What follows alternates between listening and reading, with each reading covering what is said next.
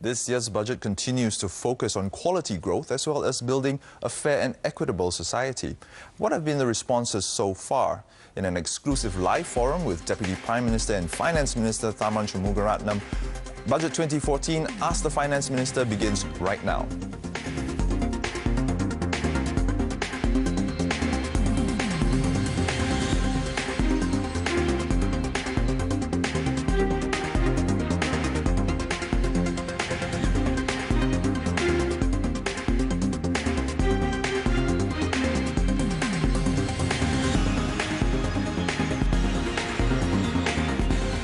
Good evening, welcome to Budget 2014. I'm Nicholas Fang, and we give it a very warm welcome to not just our TV viewers but also our radio listeners on 938 Live. We have with us Deputy Prime Minister and Finance Minister Tharman Shanmugaratnam as our very special guest this evening. Now, Budget 2014 has been called a budget with something for everyone, from sectors including the pioneer generation to SMEs to the disabled. And we have with us 5 panelists who are here to share their views and ask some questions on Budget 2014 as well. Welcome, everyone. We have with us Dr. Hoon Hian Teck from the Singapore Management University, Professor of Economics, Charlie Seo, General Manager of Seo Eng Joo Frozen Food Private Limited, Dr. Carol Tan, Senior Consultant and Specialist for Geriatric Medicine at the Rofi Clinic, Alan Tan, Managing Director of Russell Catering Singapore, and Suzairi Ambri, SP Services Branch Chairman, Union of Power and Gas Employees, and a grassroots leader. Welcome, everyone. Now, over the weekend, we have gathered questions that you have on Budget 2014, and you can continue to give us your views. You can tweet us using the hashtag SGBudget2014. Now, let's do a quick recap of some of the key elements of the budget. For all Singaporeans, employers' CPF contribution will increase by 1 percentage point from January 2015. For the low and middle income, more support for education and healthcare. For the elderly, we're looking at Medisave top-ups, higher CPF rates, and enhanced parent reliefs. And there's also more support for the disabled. And on top of all this, of course, a special package for the pioneer generation. And for businesses, a greater push for productivity and help to go overseas. Now, I'm going to throw a question to our 5 panelists. A quick reaction. What was your first thoughts when you heard about Budget 2014 in one sentence? Dr. Hoon, we'll start with you. I think it's not an overstatement to say we produced an economic miracle in less than 50 years. And you could argue that a lot of that depended on this group we call the pioneer generation. It is remarkable that we're actually setting aside $8 billion from the current budget. Great. And I think it speaks of fiscal prudence. Great. Charlie, what about you? I thought it was quite comprehensive. Addresses issues across the board. It focused a lot on long-term sustainability and the well-being of the people, which is, I think, core. Great. Dr. Carol Tan. I was overjoyed. So thank you on behalf of seniors and their families. But it's a journey that government cannot walk alone. And I think we must do our part as well to make sure it works. Okay. Alan? I was waiting for it and finally it arrived. So a very positive thought. Yeah. Okay, great. And Suzairi, your thoughts? Yeah, we are glad that the government hit labour movement's call for increasing contribution rates, meaning that more elder workers can retire at ease. Okay. Thanks. Well, okay, we're going to take a quick look at just what it means to be part of the pioneer generation today. So let's take a quick look.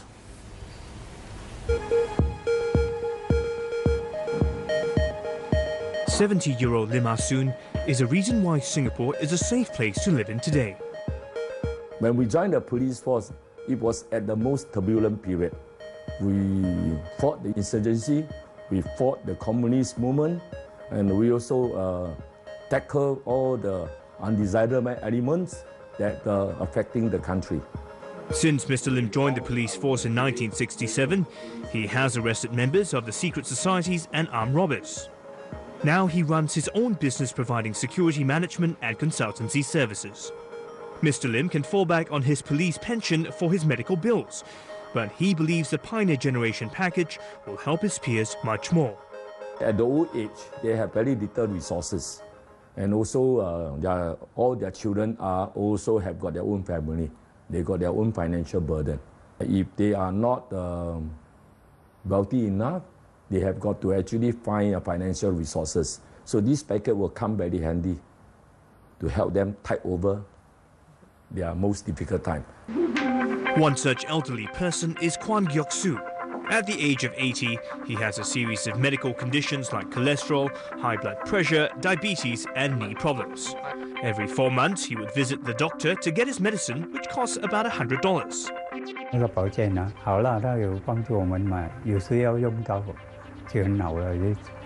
现在医院啊，什么啊会扣啊，那当然是好了。 The Pioneer Generation package will also relieve the burden on the caregivers. Yes, I'm very delighted to hear about this package because money is an issue, really. That's the biggest issue for myself and all Singaporean caregivers. Besides the escalating medical bills, there are other expenses towards caring for parents, such as medical aids that they need as they age.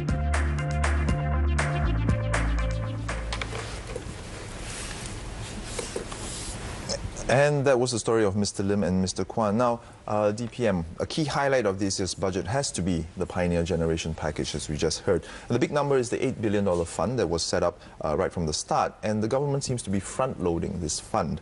Why are we doing this, and what does this actually mean for the future? Are we looking at no more surplus for future budgets? Something close to that. The Pioneer Generation, as Dr. Hoon was saying, is a special generation. And this is a special package for a special generation. I think it's right, therefore, that we fund it separately from the normal annual budgets that we will have in future. No one can tell what the future will be like, but for sure, we're going to have to spend more. Our budget's going to be in a much tighter position. And from year to year, if you have a bad year economically, if you have a recession, for instance, revenues go down. And I don't think you want the Pioneer Generation to have the sense of uncertainty as to what is being committed, as to whether what is being committed now will in fact be received. What we're telling them is we're committing this and you will get it because we're setting aside the money now. But we are also telling the rest of Singapore that we are settling the funding. We're settling the funding for the Pioneer Generation, and future budgets are therefore freed up to cater to all Singaporeans and to our future challenges, including our future healthcare challenges, because healthcare spending for all Singaporeans will go up over time. Okay, well, let's take a quick look. I think it's a good time now for us to find out just who the Pioneer Generation actually is. Now, if we take a look at the chart that we have right here by age group, straight off the bat, of course, a package that will benefit 450,000 people. 25% of those are currently aged 80 and above. 40% are those aged between 70 and 79, and 35% are those aged between 65 and 69. And this is a group that is likely to expect the support to continue for a good 20 years or longer going forward. So as long as you are 65 and above by the end of this year, including those who became a citizen before 1987, you will qualify. And this approach to not differentiate the benefits by income and for this to be for life, is it likely to set a precedent for future policies? Dr. Hoon, what are your thoughts on that? I think that it ought not to set a precedent. As DPM said, this is a unique generation. And I think that one really has to have a sense of how remarkable it is that a nation that was just about 20% of US standard of living at independence has now caught up. It's in fact a little bit above the US standard of living. It's just the reality that many countries in the world have hardly been anywhere like that. But I think it does pose a bit of a challenge looking forward though, because the reality is that the early stage with our Pioneer Generation, we're in the phase of catch-up growth. And so there we could experience a 7% growth in GDP per capita. It's come down over the decades, and in the last decade, the number is just something like 3%. And the likelihood is that if you go by developed countries' experiences, it's just going to hover around 2% at best.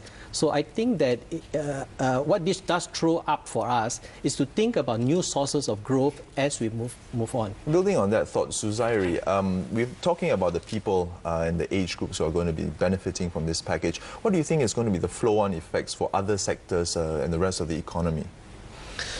Yeah, for the older generation we're being supported now, we help to ease the burden for the younger people. And if we release some cash for them to spend more, so they will increase their quality of life, and also we will contribute more to our economies. So it's a plus, it's a win-win situation for everybody. And DPM Tharman, your thoughts about the precedent for future policies? I think Dr. Hoon has said that, and I quote your view, that it's not likely to set a precedent, but is that the case? Yeah, it's a special package. I think Dr. Hoon's description is correct. It's a very unusual generation, and it was a very unusual Singapore. And bear in mind that not all those in the pioneer generation who are today considered well off started off well off. In fact, most started off poor. Remember that. So this is, I think, is a good point for us to take maybe a question from the public.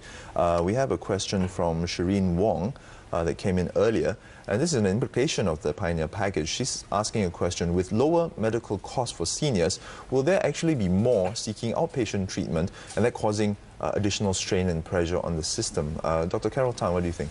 I think definitely that would be a cause of concern.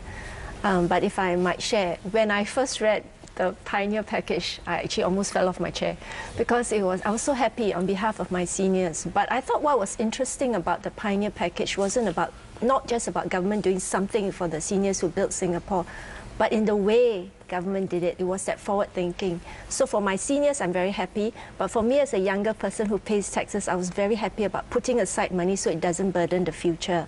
And it's also, I think, as a country and our ministers are actually thinking forward, we as individuals also need to prepare for what's going to be hitting us. So many of my seniors, when I ask them, or even my 50 years old, do you know that you have a good chance of living to 80 or 90?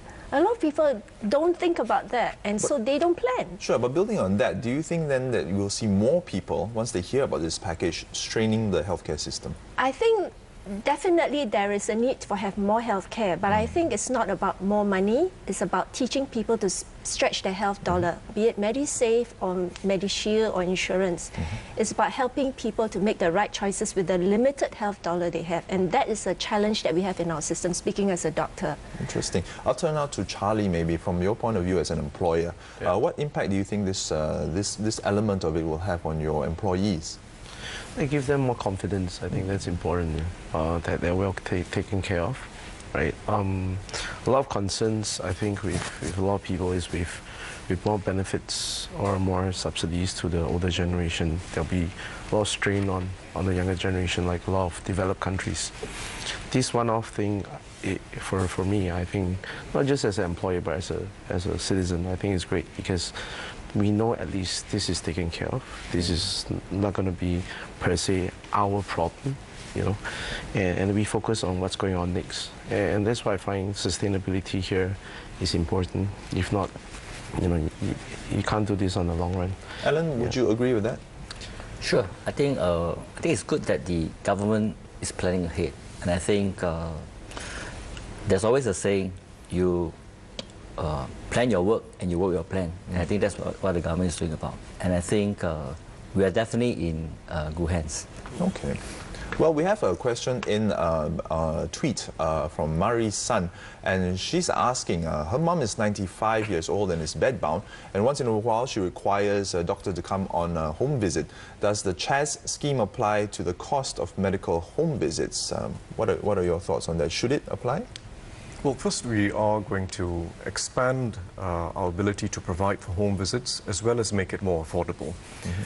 This doesn't come under the CHAS scheme, which deals principally with the GPs and family physicians, but we have a separate scheme for this, which will be subsidized depending on a person's income and means. So I would assure her, I missed the name, I'm sorry. Mari's son. Mari, I'd assure Mari that there will be help coming. Okay. We'll try to make it affordable, but very importantly, this is also a way of dealing with the concern posed by Shirin in the previous question, which is that we don't want everyone to rush to just the hospitals and polyclinics and specialist outpatient clinics because of the enhanced subsidies there. Of course. We actually want a system that applies in primary care before you even get to the hospital, as well as in step-down care in the community.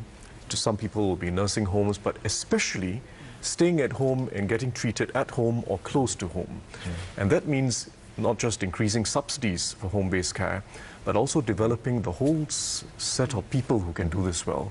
The nurses, the allied health professionals, some doctors who do house visits. So this is a major step forward for our healthcare system, developing step-down care, stepping down from the hospitals into back to your home where you feel comfortable, you're close to your loved ones, but getting quality care. Right. Well, let's come back to the Pioneer Package in specifics. We have a tweet from Maurice O. Jr. that's just come in. He's asking about the next generation born after 1965, and more specifically the 55 to 64 age group. Now, some of them have been indicating that they feel left out of this package. Indeed, by 2030, there will be 900,000 Singaporeans who would be age 65 and above, and half of them wouldn't be covered by the Pioneer Package. There are annual Medisave top-ups for 5 years and an increase in CPF, but how far would this address their needs? DPM, maybe we'll start with you. So we're very concerned about this group and really about all Singaporeans. Our healthcare spending is going to go up. Our subsidies are going up, particularly for the poor and for the middle income group. And even in this year's budget, if you look at what we've announced, MediShield will be subsidized for the low income group and the middle income group. And that applies to those who are not in the Pioneer generation. We are providing very significant subsidies in hospitals as well as outside hospitals.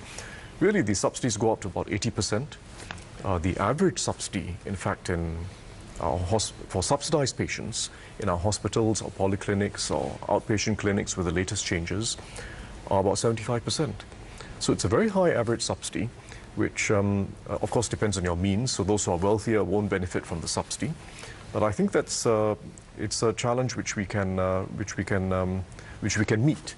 If we plan our budget well, if we find the right revenues to raise, we are able to meet this challenge of providing everyone with this ability to retire at ease, as Susari put it. Susari, maybe very quickly from an employee's point of view, the feedback, would you agree with that view? Yeah, there are a lot of improvements over here, but another thing we need to take note of, how of those who are not currently on CPF accounts, moving forward, how this could be taken care of? Okay, well, I think we're touching on a lot of different areas, and for good reason. The Pioneer Package is a centerpiece of this year's budget, but there are other things that we have to talk about, and we have to go for a short break right now. But when we come back, we will be discussing the budget's push for greater productivity in Singapore. Now, Singapore's labour productivity growth continues to be low, and what would it take to actually boost this? Now, if you have any questions or comments on this topic, do tweet us using the hashtag SGBudget2014. We'll be right back.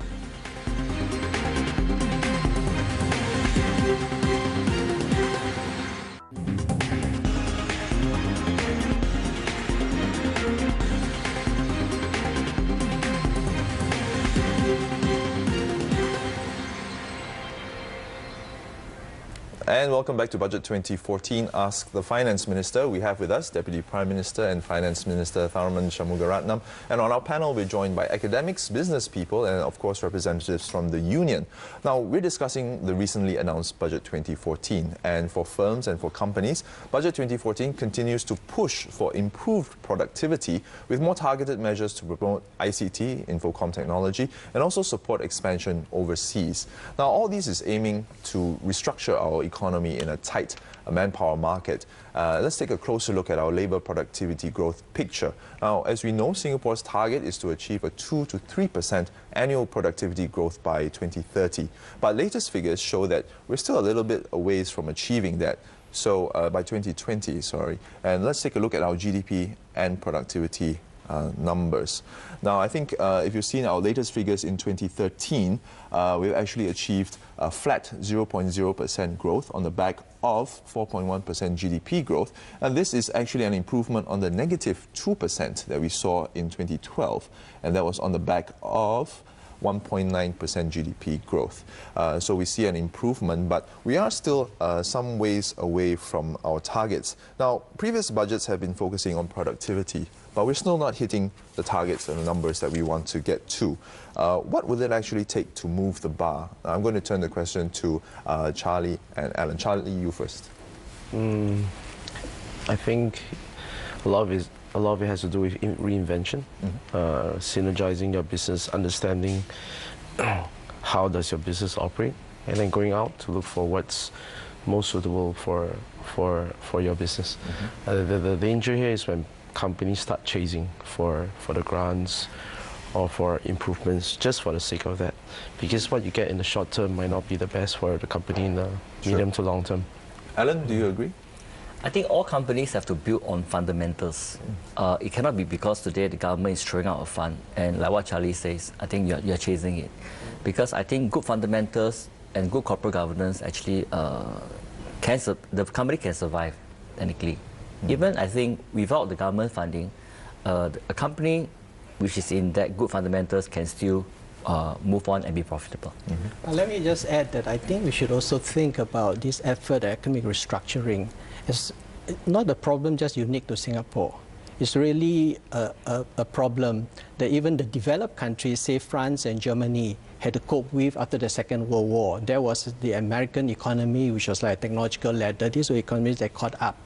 And once you have caught up, then essentially you move from a stage where you are kind of adopting pretty standard technology to one where you have to innovate.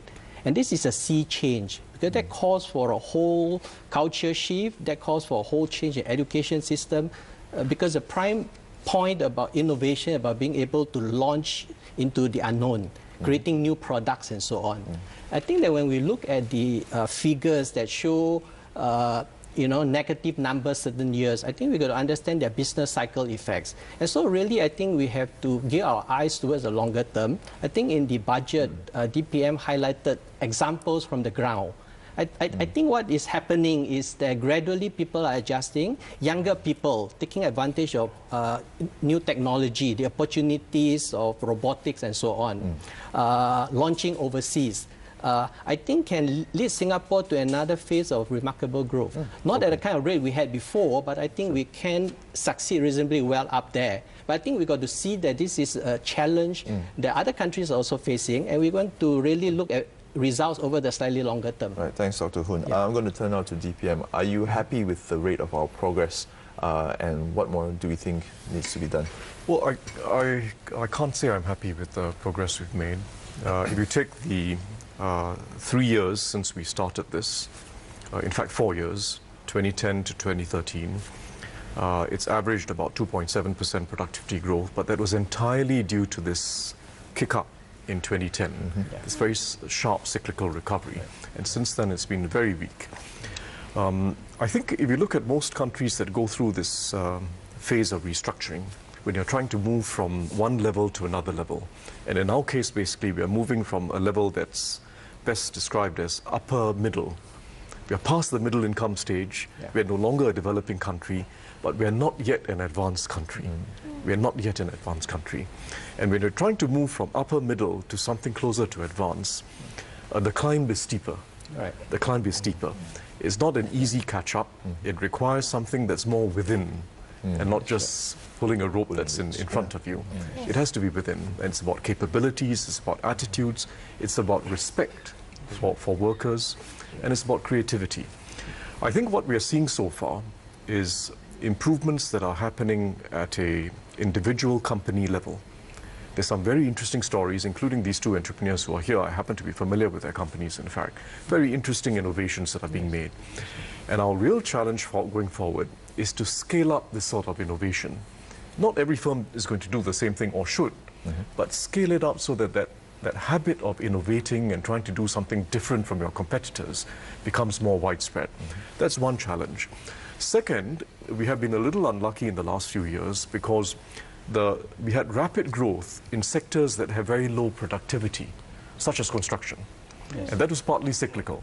That's not going to continue indefinitely. So for instance, even our F&B industry grew quite rapidly in the last few years, but it's low productivity. So that cycle, I think, is over. Going forward, we're already seeing now that the higher value industries in manufacturing, as well as in services, for instance, financial services and some specialized services, they are growing more rapidly. So in most countries, the big leap in productivity comes not just from each person and each firm doing something better, but restructuring. Some growing at the expense of others. And unfortunately, that's the reality of moving to the next level. Some will grow faster than others, and some sectors will find that they're pruned down over time. They have to be more efficient, and those that remain will be more dynamic and more profitable and pay their workers better. But the sectors that are more dynamic have to grow at the expense of the rest. That leads in actually to a question I was going to ask. One common refrain we hear is that SMEs are saying, oh, we don't know where to get the help, there's a rising cost issue, but how much help can we actually give them? It sounds like you're almost saying that some companies who can't cope should just be left to their own devices. Is that a fair statement? Well, we have a very generous level of help for anyone who wants to engage in innovation. And it is not that difficult to tap onto. And if you ask people like Charlie and Alan, they'll tell you how to do it. I think it's really a mindset. If you get the ball going, when the tasks get going, it just gets going. And it's just really a mindset. However, you have to take note that the PIC has been there for a few years. However, the take-up rate is rather low. We should encourage more SME if to I may take add, up or interrupt, right? Yes. It depends on the individual companies, right? It's how hungry you are, how much you want to change. And should there be a support from the government in terms of giving technicals and admin advice? For us, we benefited from some of the schemes from Spring Singapore and the CDCs. The CDCs. They've helped us a lot along the way. There should be an extensive or effective outreach programs for the SME. Actually, there is, but what I gather is a lot of times, sometimes companies, you can't expect people to help you unless you help yourself. You cannot have that mindset. God help those who you cannot have that mindset that is there and you should come to me. You should go out searching for it. Right? If the company prefer to be that way in the dormant stage, unfortunately the workers will also be in the dormant stage. Maybe a concern. And that's exactly what happens, right? We can't play God. That's the truth. The government can give us some help, and we have to find it ourselves. Actually, I always believe that a company must stay in good shape. It's like maintaining your shape. Somehow or rather, when the company maintains shape, all the employees will basically follow because they are mindset to that. Sure. I think so that's it's a culture not just within companies, but maybe throughout the economy as well. Well, I'm going to go now to a question that we received earlier from the public as well. Tan Hui Yi asks, the percentage increase for CPF for employers, will this actually deter companies from hiring 50 to 55-year-old workers, actually make it less attractive? And we actually had a live tweet just coming from Gary Lim, and he's asking, this particular increase in CPF rate contribution for employers, what's to stop employers from then lowering salaries? Carol, maybe I could ask your thoughts on this. I actually think, and I agree with what was discussed before, is the mindset that is the biggest change. I think a lot of employers are very ageist, that they think a 50 to 55-year-old is not productive. But the hard facts is that if you have a job where it's about learning skills, that the older worker is actually better and faster because you've done it for so many years. The other thing, if you actually analyze the CPF and all that, one of the biggest concerns is healthcare costs. And I think that's what the employers are saying. But again, and we were discussing it just now, that government's actually trying to help employers manage the healthcare costs. So things like portable insurance, where you have one person, one worker, one insurance, and everyone co-pays, and if he moves or whatever, it doesn't matter, and everyone shares the burden. All these things, it's possible, it's just whether people want to take advantage of it. And I always tell people, even for the young, the only cure for growing old is to die young. So whatever you do as a younger employer or whatever it is, if you don't want to employ someone old, then guess what? You're going to be old one day. So let's work together and find the solutions together. So Zahari, do you think that's actually good news then for the slightly older employees, what Carol just said? Yeah, number one, for older employee, the focus should be on their contributions. Exactly. You should be able to contribute as much as when they are young, indeed more to their experience. Yeah. It should not negate their ability to be employable. Yes. Indeed should be improved. Sure. DPM, your thoughts on this? I think, first, the government's providing employers a very strong incentive to hire older workers. The special employment credit, 8% subsidy for employers to hire older workers. So employers have to play their part, and this step that we've taken for 50 to 55, as well as some small steps for the older workers, is I think the right thing to do. But most important is Carol's point, which is that we still have a journey to go on to eliminate ageism in the labour market. Yes. It is still difficult for an older Singaporean compared to a younger Singaporean. And basically, these are a matter of social biases. I just came back from Sydney over the weekend. I had to go there for a G20 meeting. The person who met me at the airport, and this is an official meeting, they're meeting ministers, they trot out the people in the airport to meet you whom they think are very good employees, right? The person who met me was a lady who was probably in her early 60s, sprightly person, very confident of herself.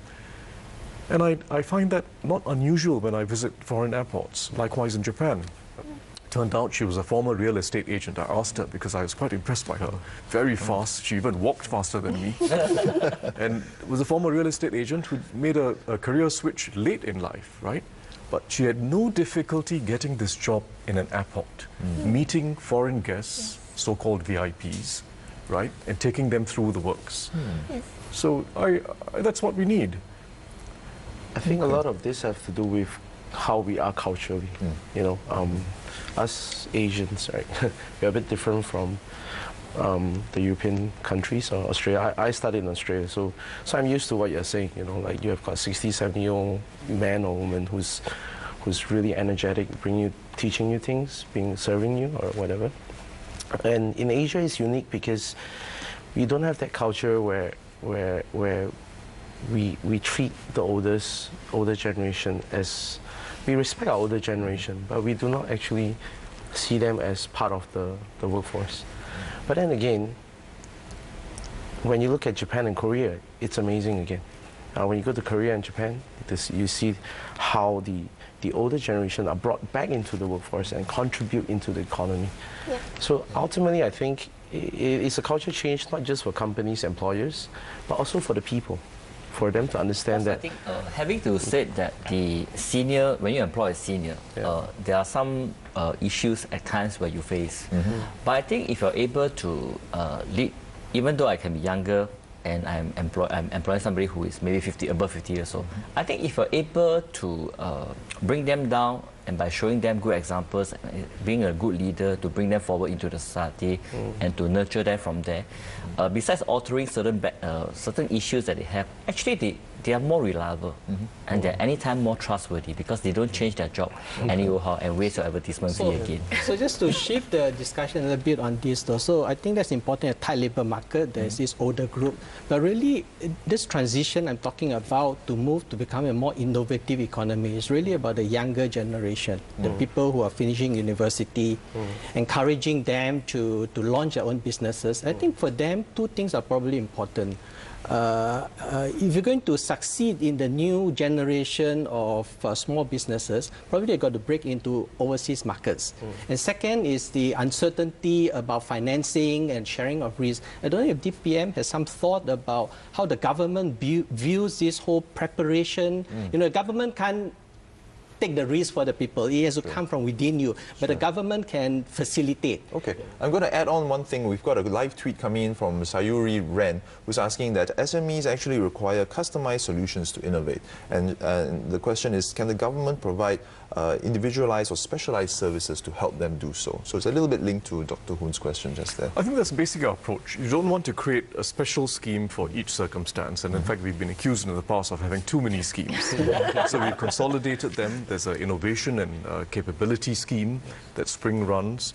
The IDA has a similar scheme for ICT use. They're generic schemes, but when the SME comes, we look into their needs and we look into their customized needs. We sometimes find consultants who can help them, but the schemes are not just general schemes where you have a cookie-cutter approach.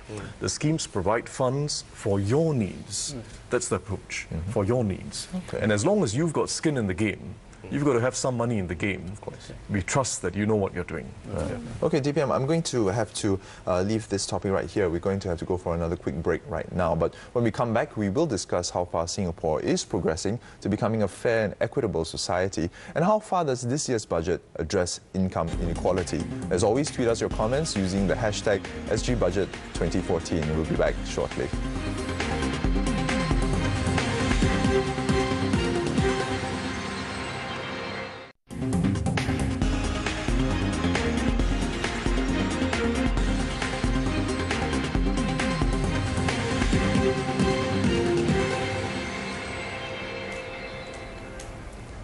And welcome back to Budget 2014 Ask the Finance Minister. We have with us Deputy Prime Minister and Finance Minister Tharman Shanmugaratnam, as well as our 5 guests.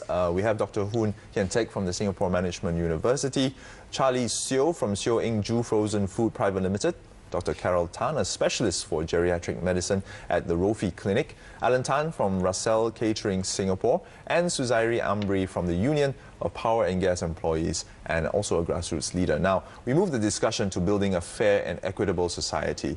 And a question that has been raised is that this budget has a lot for specific groups, elderly, SMEs, disabled. Some observers say that more could be done for the average Singaporean, such as the sandwich class. Now, is there enough support for them, for example, to deal with inflation or rising costs? I'll start with Dr. Hoon. Yeah, so I think that the package as it is, I think essentially tries to lift the people up at the bottom.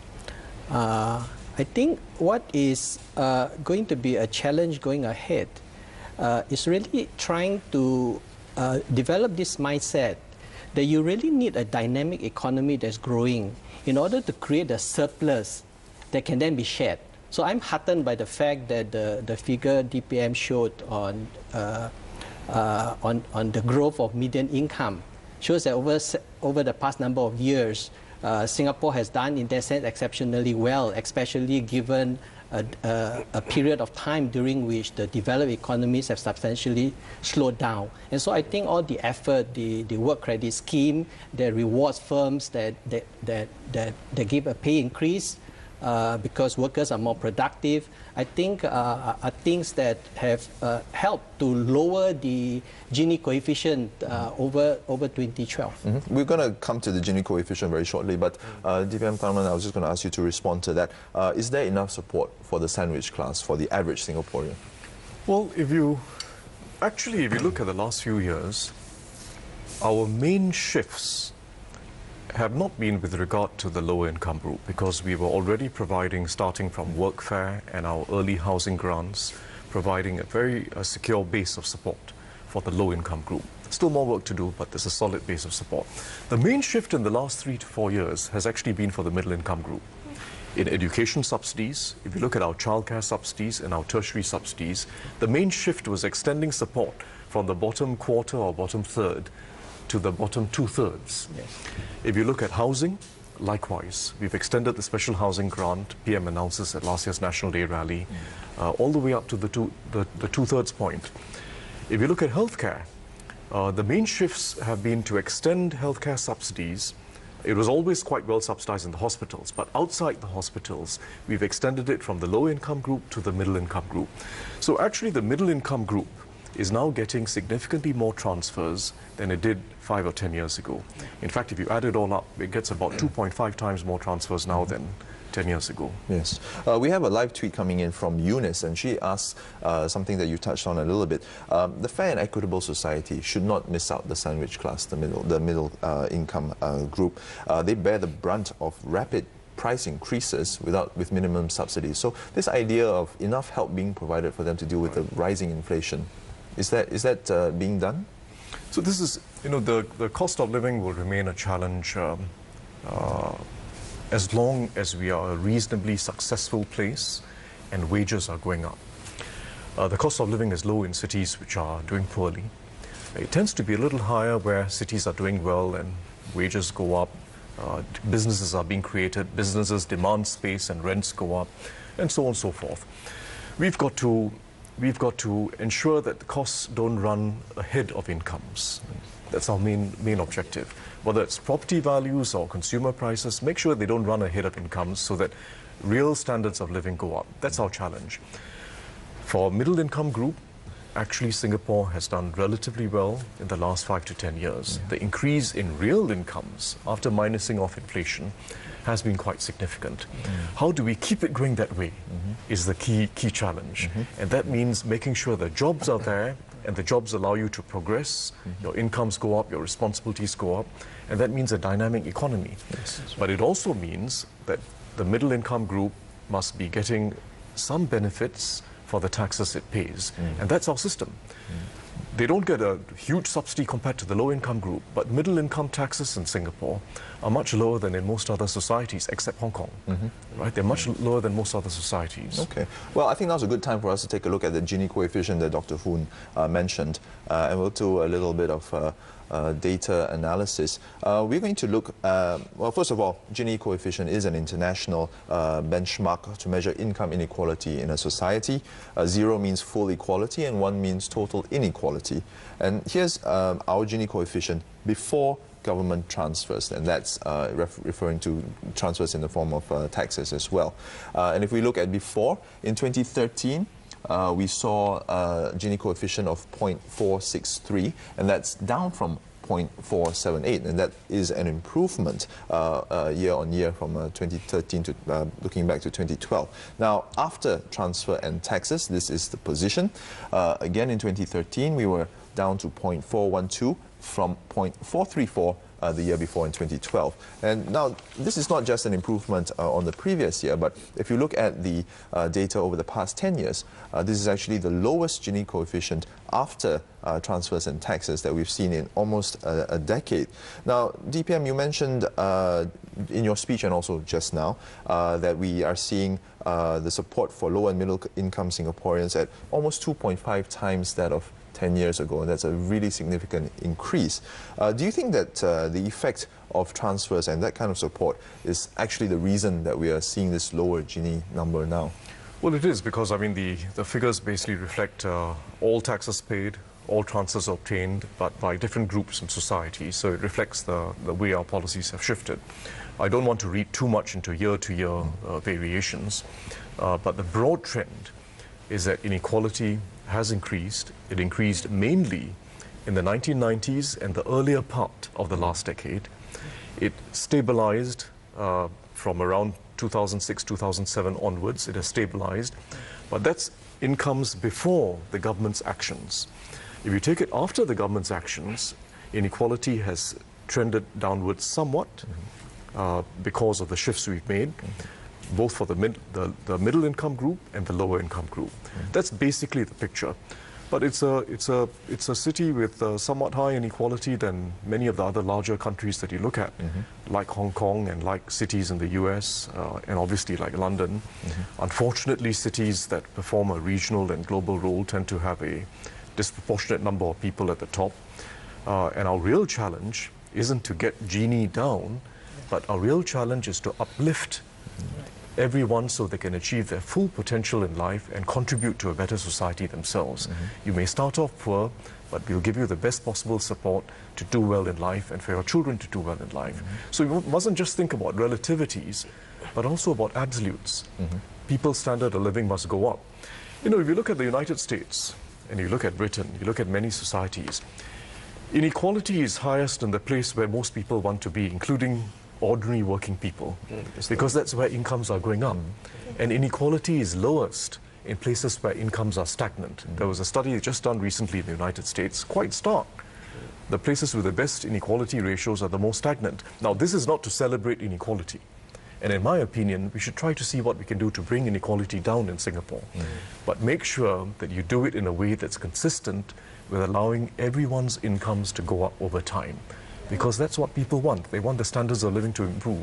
So I'm going to ask a provocative question. If that's the case, should we have a Gini coefficient target or benchmark that we should all aim towards? That we as a society decide that's what we want to head towards? Or is that not the right direction to look at? I would say we should stay focused on first what happens to the average Singaporean. And we use median incomes to measure that in real terms.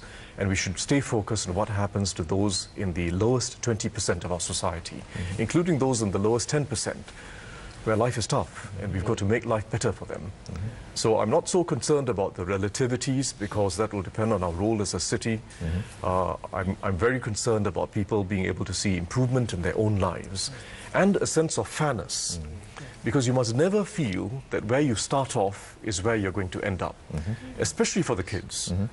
Kids from poor homes must have more support, so they have every chance of moving up in life. Okay. Well, I'm going to turn out to Susari and say, from the ground, from the employees, from the workers' point of view, are we seeing the effects of this chart? You know, we have a very nice chart that we can look at, but is it being felt on the ground? Yeah, over the years we can see that they have, you know, to all these transfers, that means they have more money to spend. You know, and that helps in their, as I said just now. You mean the workers have more money to spend? You see, with all the transfers, etc. So that means they will increase their you know, their quality of lives. You know, they are able to pay more bills more promptly, and have more better things in life. You see, but however, as things move on in the future, we should also consistently relook maybe at the per capita income when they apply for something. You see, like a financial assistance scheme, etc., to keep up with the constant increase. We don't want them to fall on back. Let me add something here. I think I liked DPM's comment when he talked about fair and equitable society. In the fairness, he actually talked about social mobility, allowing people a chance to move up even if they start low. I want to make the remark as well that I think when we talk about fairness, it's important, especially if we are transiting toward an economy where a lot more indigenous innovation has to take place. Then we're encouraging graduates who finish their studies to try businesses. Then the whole point is that you could fail and drop all the way down. If you succeed, you ought to do very well, which is why, to a large extent, the American economy has been very dynamic in terms of spurring innovation and so on. So I think it's important that ultimately we want society to continue to expand, because by expanding, we find the resources, especially to lift up the people at the bottom through the various schemes that we have. Okay, well, I'm going to go quick to a couple of live tweets that we have now. Tay Jui Sin says, tax should not be used as a deterrent to things the government deems as not beneficial to society. And Dennis Lee says, it's great to know that there are increases on taxes, liquor by 25%, cigarettes 10%, and should equal the cigarette tax to alcohol. I'm not sure if everybody would agree on that. And this was something that DPM, you mentioned, no budget would be complete without reference to these vice taxes. So perhaps a sensing from everyone on the panel, how do you respond to these tweets? I think as far as I'm concerned, I think stopping the young from actually being too overindulgent in cigarettes and this liquor, I think is a good move. Yeah, and actually by making it more expensive. But the real sense is actually when you have a bottle of beer, for example, if it's you have to pay $2 more, the youngsters today may or may not feel that $2, or if they are encouraged, I mean, if somehow they're being influenced to drink at that young age, but having to pay that $2 may not be enough to actually stop them, because you actually need more other concrete ways to stop them or to discourage them from getting intoxicated. Well, Dr. Carol Tan would say you don't want to be a 30-year-old person with the body of a 50-year-old. What other advice can we give? I'm for sin tax. We all know that actually it's not about giving advice about smoking, for example, that stop people smoking. It's about making it too expensive or about banning it or whatever it is. So I'm all for sin tax, and I think that's the best form of redistribution. Yeah, we will sin if something, because you will cost the system a lot more if you smoke 10 years down the road. But I'd like to say that actually the interesting thing about this budget was about who we are as a country. That we have decided as a country that even as we push for greatness and to be a first world, etc., that we will not forget the seniors and the people who built. But also that as a country we have decided we will take the long view, and that we won't compromise our future even if we want to do something good. And I think that is very great, and it gives me hope that I want to stay in Singapore. On that note, I have a question for DPM now. Some have described this as truly a levelling up budget, and the government has pulled this off without raising any taxes, regardless of income, corporate, even property gain tax. So this has preserved the reward for working and the accumulation of wealth, which it had earned, especially if it's earned by oneself, has already been taxed. DPM, how long more can we continue to do this? Not very long. I think if you look at for sure, if you look at the next 10 years, our spending is going to go up, healthcare being the biggest driver, but other areas as well. I mean, just in the next 5 years alone, we're spending $2.5 billion on the preschool sector. Just 5 years, right? Our infrastructural needs are very significant. Rebuilding and refreshing our HDB estates, having a first-class transport system, public transport system, all this will cost money. So in the years to come, we'll have to find the best way to raise revenues. Our current surplus is a temporary state of affairs. Yes. And we're lucky we have it, And we are honouring our pioneer generation by putting aside the money for them. Okay. Well, very quickly, DPM, maybe your final thoughts on Budget 2014. Well, I think it goes back to the type of society we want to be. I think Singaporeans value work, and they want us to provide every encouragement for people to work. They value responsibility, being responsible for your family, being responsible for society by playing your part. And they also value fellowship. Singaporeans don't like social elitism. They don't like class elitism. They value fellowship. And I think we've got to find the right balance, a society that keeps striving, where work is valued, and if someone works, we try to provide him or her with additional help, especially if they're starting off poor, and we help their children. If someone's taking responsibility, provide them with more support, because they're taking responsibility. But remember that the government plays a role on the part of society, but all of us play a role to just keep up that spirit of fellowship, where everyone chips in and we are all Singaporean and the same Singaporeans. So I think that the budget, especially I think to echo what Carol was saying, is a very heartening budget, and really contained a lot more depth in the details and what we want to be and what we want to achieve as a country as well. So DPM, thank you very much for your time, for joining us, and I'd like to thank all the guests and panelists for your views and your thoughts, and to everyone who also tweeted in and shared your views on the discussion, especially your questions as well. And if you missed parts of tonight's show, you can definitely catch it on channelnewsasia.com/budget2014. That's our microsite. This has been Budget 2014, Ask the Finance Minister. Thank you for joining us. Good night.